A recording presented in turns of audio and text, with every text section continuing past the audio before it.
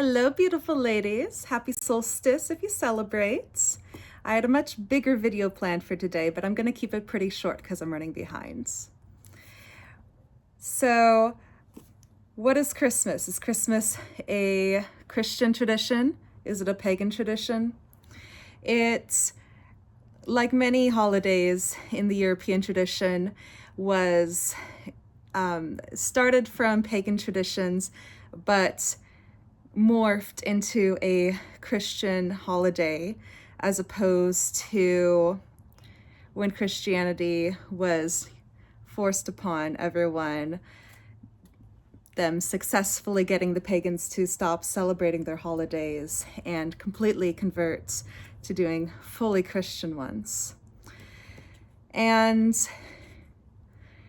in fact, it wasn't even considered a very Christian holiday around the end of the 1600s, beginning of the 1700s.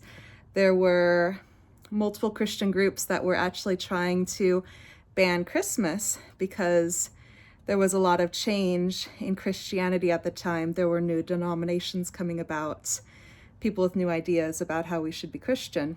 And so they were examining these old traditions, and wanting to throw out Christmas because it's so pagan. And a lot of our Christmas traditions come not from long ago where you think they'd come from, because Christianity has been around for 2,000 years, but they're very recent. They come from the 1800s. When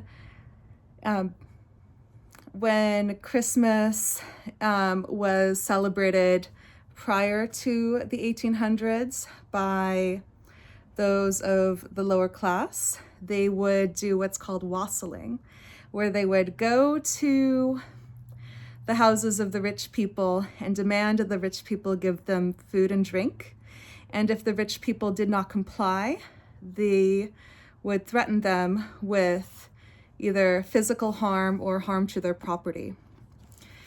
It was a means of wealth distribution at the time, and the rich people allowed them to do this because giving the poor people just, a little break at the holiday times to get to insist on having this food and drink that perhaps they deserved all year round, kept them happy enough to quell revolution, to keep the peace for a while.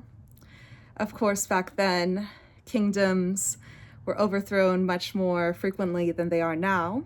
In the US, we have happened across one of the most stable governments the world has ever seen, because we've come across a system where people are given just enough just to keep them happy enough to not overthrow everything. And these Christmas traditions started to end in the late 1600s and in the 1700s because of the rise of the middle class at that time. So before then, there were many, many, many poor people, and they were all fairly equally poor, and there were just a few rich people. And with the rise of the middle class, there was this middle level where they had more than the poor and less than the rich people. And when the poor would go to these middle class houses and do what they have done for centuries, which is demand free food and drink, or else the middle class people would be threatened with physical harm or harm to their property. The middle class didn't like this, and it became less socially acceptable to go out wassailing, and in the 16 and 1700s, Christmas actually waned in popularity, and it was a less popular holiday than it is now. The start of modern Christmas started with Charles Dickens' book, A Christmas Carol, in which Christmas is described as a charitable time, in which there's a man with money, Scrooge, and there's his employee who doesn't have much money, Bob Cratchit. And instead of Bob Cratchit going to his friends and making a big gang and threatening his boss to give him more at Christmas time, or else Scrooge or his property are going to get hurt. Instead, he doesn't do any of that. Bob Cratchit is a peaceful man, totally at the mercy of his boss. It's a story of the times at Christmas having radically changed. And I don't think it was written as propaganda, but it could be understood as that. And so that's our story that we have been believing ever since, that Christmas is a time where people are more loving and they're more charitable and they help the poor more. And this narrative serves to make poor people less violent than they were in the past. In the past, there was distribution of wealth from the rich to the poor at Christmas time, and it was not charity. It was by threat of violence. Now, it's not like these poor people for centuries and centuries in Europe were bad Christians. This was something that was acceptable at that time, even though they read the same Bible that we read today, where it says, "Thou shalt not steal and thou shalt not kill." It's because as economic needs change, morality changes. Morality always changes to serve the needs of those in power. At that time, the rich people were served by the poor people being violent every year, once a year, because it kept them just happy enough that they didn't totally overthrow their kings, at least for a few generations. And with the rise of the middle class in the 1600s and 1700s, it was no longer serving them to have this little period of time where the poor were allowed to be violent. And nowadays we have this narrative that when the poor need more of things, there's charity. They just have to wait around for someone to feel in their hearts that they want to help them out.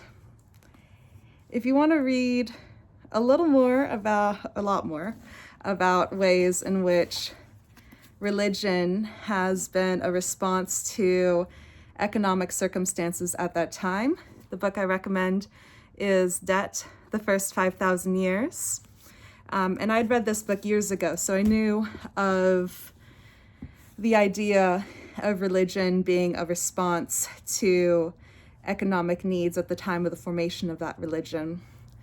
But I at least don't think this book describes the change in Christmas traditions as being a response to economic change in Europe. I read that in this book rather recently. But I was ready to believe it because this other book has just so many examples of, ideas about morality that seem right, like charity, just being a response to the economic needs at that time. And I'll be talking about in future videos about how there are some ideas that we have from religion that we have held on to, even though economic times have changed. And it would make sense for those ideas to have changed with the times. Instead, we're holding on to these religious ideas as if they are cosmic truths that are always there no matter what's happening in the world. And that's just not true. They were not truths, told to us by God, because that's how it's always been. Because if that was the case, these would have been told to us whether or not it even made economic sense at the time, or, they wouldn't have been told to us at the exact moments in time that they made the most economic sense. I'm bringing all this up because we are not very many generations into this idea that marriage is something you do for love. In my own family, I have a fairly recent story of a relative of mine who was not allowed to marry for love. She was my maternal great-grandmother, and she grew up in Detroit, and she was in love with a poor farmer, and she wanted to marry him, and her parents said no, because he's poor. You need to go marry this other man who owns a dump, so he owns a business, and you need to marry him because he's going to have more money. And this ends up being a story, at least in my own family, of how you can't predict what the future is going to hold economically, because after she got married, the Great Depression hit. He lost his business, and then she had children to feed who were hungry, and she wasn't able to feed them. Whereas if she had married the poor farmer, because she would be on a farm, she would have been able to feed her children. But that was only a few generations ago. And my mother did teach me a balance of marrying for money and marrying for love. She wanted me to, marry somebody with a 4-year degree, which, again, was advice that made sense with her worldview. It wasn't advice that, would end up helping me with the changes we have in this world today. I'm a millennial. I'm just part of a whole generation that was told, like, all you need to do is go to college and get your bachelor's degree, and then you will have all the money you need. That's not ended up being true for a lot of people. And then that's funny, because the same thing happened where, the older relative tells their child, you need to marry in this way because this is what's going to set you up financially, and then the world changes, and that was not how they needed to marry in order to have the most success economically. But I wanted to let you know this little thing about Christmas, because in this day and age where women are, there's a growing tide of women who are learning that we've swung much too far in the direction of marrying for love. And we need to scale it back. We need to make sure that our needs are being met. We need to make sure that we aren't putting up with subpar economic conditions or subpar expectations of work outside the home or work inside the home, just because we love somebody so much and we just really want to be with someone because we love them so much. And hopefully the story about Christmas can just be a story about how morality has changed according to what best serves people in power. And we can be aware of these changes instead of thinking that any one action actually is moral or actually isn't moral. Because morality is a constantly moving goalpost. Women have gotten their freedom for the most part to have their education, have their money and bank accounts under their own name.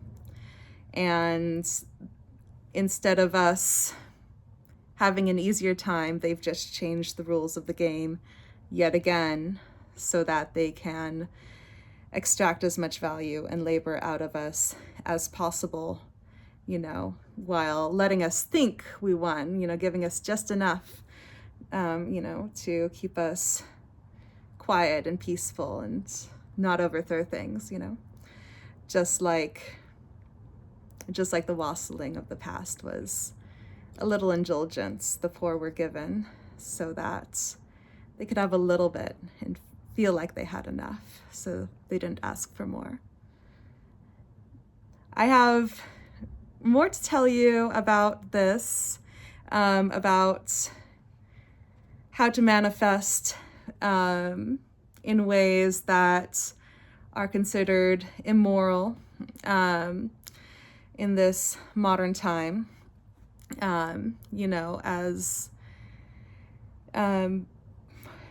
even the definition of what exactly is stealing has changed over time, as it suits the needs of the people in power. But I'm going to let you go for now, and I will talk to you in the next one. Bye.